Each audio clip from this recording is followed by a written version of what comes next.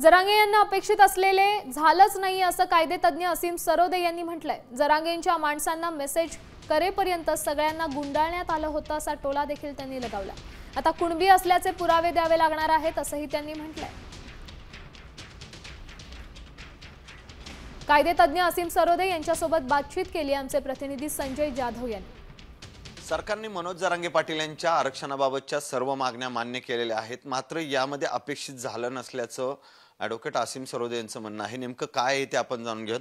नाही, ज्या प्रमाणात मनोज दादा जरांगे यांनी स्वतःला आत्मक्लेश करून घेतला, शारीरिक त्रास सहन केला, समाजातल्या सगळ्याच लोकांनी अडीअडचणीचा सामना करत अव्यवस्था असलेल्या ठिकाणी जेवणाची व्यवस्था नसताना, संडास बाथरूमची आणि पाणी पिण्याची सुद्धा व्यवस्था नसताना सगळ्यांनी स्वतःला शारीरिक त्रास करून घेतला।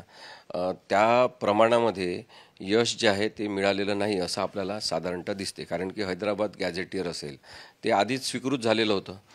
ते परत नोटिफिकेशनच्या स्वरूपात स्वीकार करताना काय मिळवलं आपण? आता ओबीसी हा प्रवर्ग आहे, प्रवर्ग म्हणजे जात नाही आहे, त्याच्यामध्ये वेगवेगळ्या जातींचा समावेश आहे, काही जातींचा आणखी समावेश त्याच्यात केला जाऊ शकतो, त्यामुळे आरक्षणाला खूप मोठा धक्का लागेल अशी काही परिस्थिती नाही आहे। कालसुद्धा मनोजदादा जरांगे यांच्यातर्फे काही जणांनी संपर्क केला आणि सांगितलं की आता 1 तासामध्ये GR काढणार आहेत, तर त्यापूर्वी काहीतरी बोलणं आवश्यक आहे आणि म्हणून मी तसा प्रयत्न केला, पण मग त्यांच्या घाई गडबडीमध्ये सगळ्या जे राजकीय नेत्यांची वर्दळ सुरू झाल्यावर ते राहून गेलं आणि माझे मेसेजसुद्धा काही वाचण्यात आले, काही वाचण्यात आलेले नाही आहेत, त्यामुळे कदाचित पूर्णपणे त्यांच्यापर्यंत माझं म्हणणं पोचलं नाही। कॅमेरामन सुमित भोसलेसह सचिन जाधव, साम TV न्यूज, पुणे। आता isakal.com आहे देशातील नंबर 1 ची मराठी न्यूज वेबसाईट। प्रत्येक अपडेटसाठी isakal.com ला नक्की भेट द्या।